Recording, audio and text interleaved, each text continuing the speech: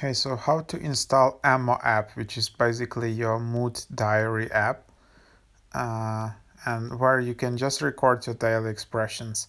I think originally it was either Chinese or Japanese app, not sure, but now it's becoming quite popular in US. So you just go to the App Store, tap on Get, and then you should be able to install that. The size is like 63 megabytes, and uh, yeah, just confirm with your touch ID and stuff, and that's how you can install the app.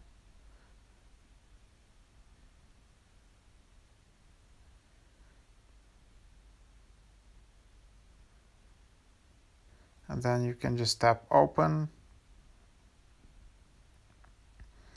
and there you have it, like today.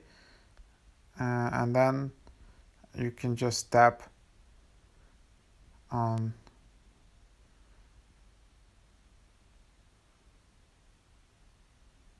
that and just tap uh, like this. And that's how you track your mood. And then I guess you can also um,